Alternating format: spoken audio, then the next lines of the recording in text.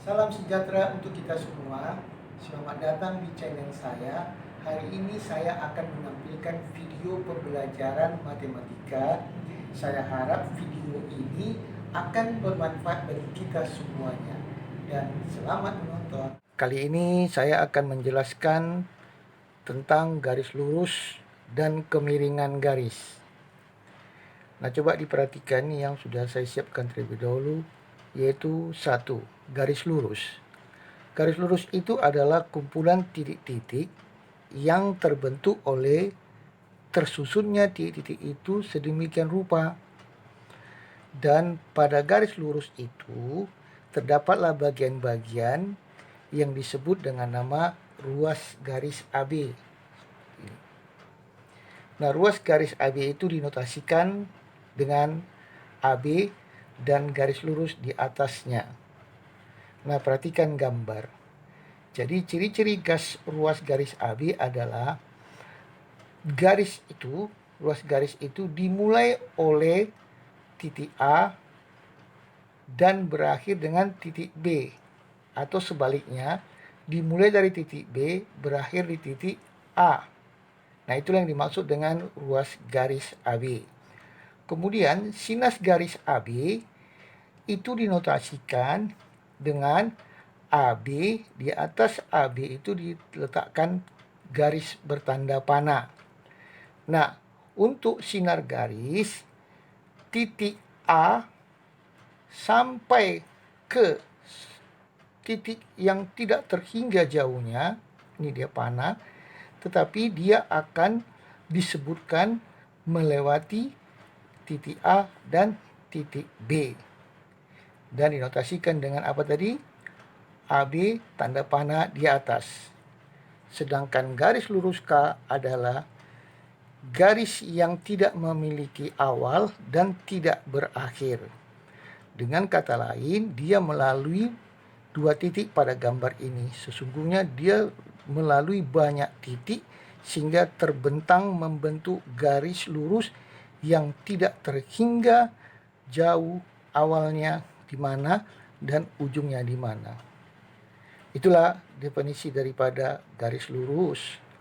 Nah, kemudian yang kedua, kemiringan garis ditentukan oleh sudut kemiringan garis itu, yaitu alfa diukur dari garis horizontal berputar berlawanan arah putaran jarum jam sampai ke garis yang dibicarakan. Nah, coba perhatikan gambar ini. Garis K adalah garis horizontal, artinya garis tersebut mendatar, tidak ada kemiringannya. Nah, untuk itu sudutnya disebutlah sudut nol, berarti dia tidak memiliki kemiringan, berarti tidak memiliki sudut. Nah, kemudian berikutnya adalah garis lurus yang miring, ya, garis lurus yang miring atau membentuk sudut alfa yang lancip. Nah, sudut alfa ini adalah sebagaimana definisi daripada kemiringan garis. Ya kan, saya ulang kembali, adalah sudut kemiringan garis itu yaitu alfa diukur ya dari garis horizontal berputar.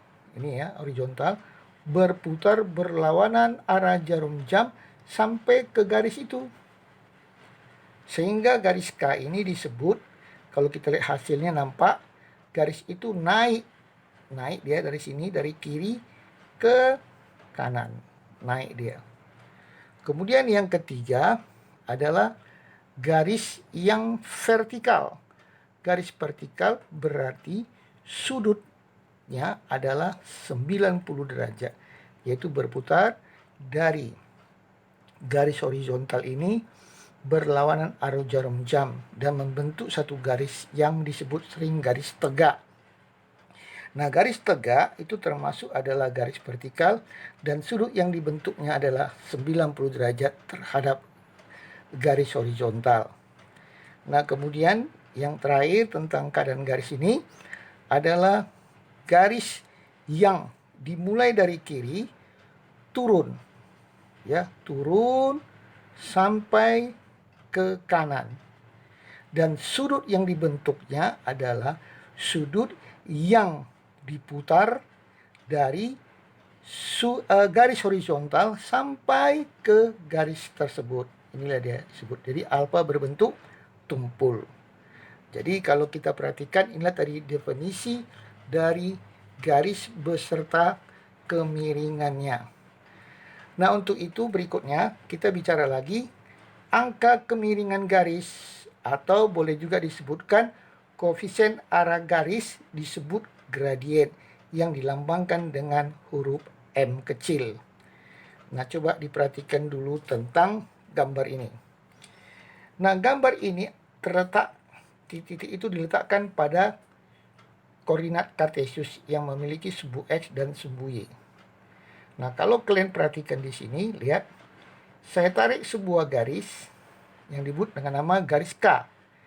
Dia melalui titik A, berarti dibentuk melalui titik A, yang mana titik A itu memiliki koordinat diberi nama X1 dan Y1. Dan di koordinat titik B dinamakan X2 dan Y2. Nah, sekarang kita mau mengetahui kemiringannya. Nah, kalau kita pandang-pandang sebenarnya, ya, sudut ini kan, sudutnya kalau kita bicarakan tadi yang nomor 2, sudutnya ini.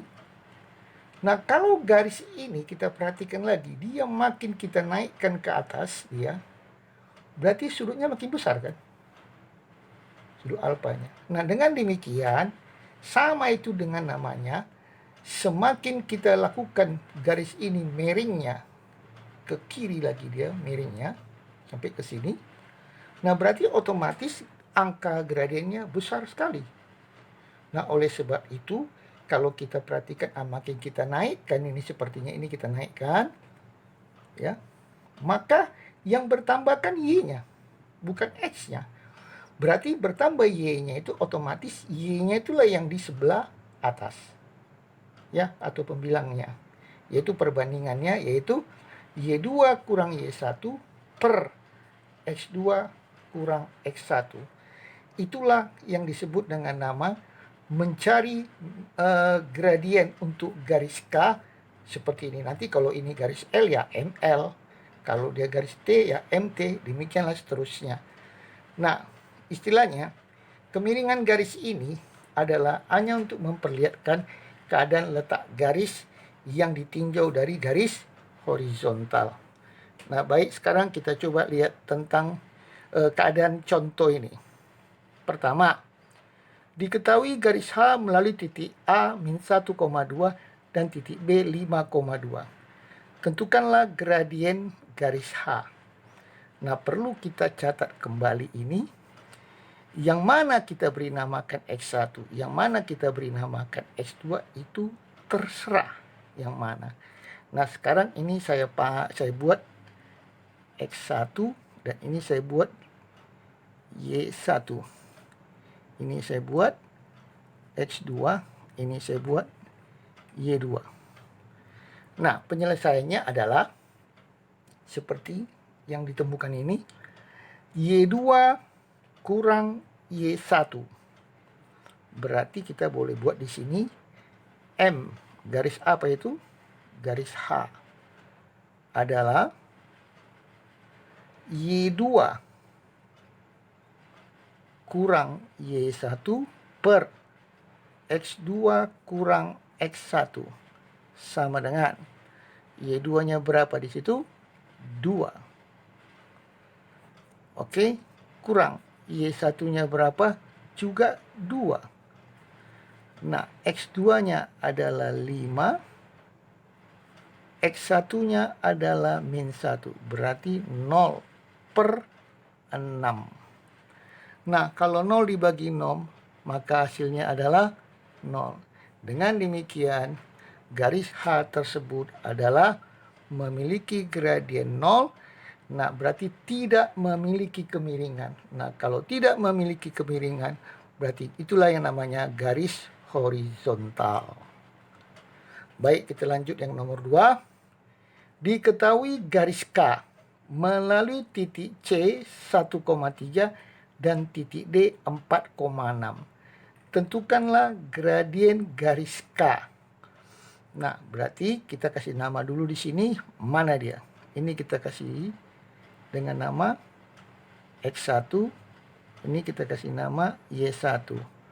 Ini kita kasih nama X2, ini kita kasih nama Y2. Berarti gradien garis K sama dengan,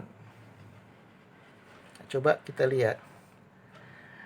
Dia punya penemuan tadi, Y2 kurang Y1. X2 kurang X1 sama dengan Y2-nya 6 kurang Y1-nya 3, X2 adalah 4 kurang X1-nya adalah 1. 6 kurang 3 dibagi 4 kurang 1. Gradiennya adalah 1. Jadi gradien garis K yang melewati 1,3 dan 4,6 memiliki kemiringan sebesar angkanya 1. Nah, kemudian berikutnya kita lagi lanjut, yaitu tentang diketahui garis L melalui titik E 4,2 dan titik F 4,7. Tentukanlah gradien garis L itu. Oke, kita kasih nama ini apa? X1. Ini kita kasih nama Y1. Ini kita kasih nama X2. Ini kita kasih nama Y2. Sedangkan ini garis L, berarti M garis L sama dengan, ayo kita lanjut, Y2 kurang Y1 seperti yang ini. Berarti min 7 kurang 2. Ini kurang ini. Per X2 4 kurang X1-nya berapa di sini? 42. Berarti berapa? Min 9 per 0. Min 9 bagi 0 adalah sebenarnya tidak terdefinisi. Atau kalau kita bayangkan dari min 9 dibagi 0, maka jawabnya adalah bisa dikatakan tak terhingga. Dilambangkan seperti gini, itu namanya tak terhingga. Nah, jadi kalau begini ceritanya berarti gradien garis L itu adalah tak terhingga, yaitu dikategorikan memiliki sudut yang tegak lurus dengan garis horizontal. Berarti inilah namanya gradien garis tak terhingga, berarti tidak memiliki kemiringan. Kemiringannya tidak ada. Nah, berikutnya diketahui garis L melalui titik E 1,3 dan titik F min 1,5. Tentukanlah gradien garis L. Oke, ini kita kasih nama X1. Ini kita kasih nama Y1. Ini kita kasih nama X2. Ini kasih nama Y2. Nah, gradien yang kita mau cari adalah gradien garis L. Berarti ML sama dengan, ayo, Y2 5 kurang Y1-nya min 3 per X2-nya min 1 kurang 1. Berarti 8 per min 2. Hasilnya min 4. Jadi gradien garis L adalah sebesar min 4. Nah, untuk berikutnya nanti ya, kita akan lanjut lagi ke persamaan garis lurus dan hubungan antara garis dengan garis. Nah, saya ucapkan terima kasih atas perhatiannya. Sampai jumpa di lain waktu. Terima kasih.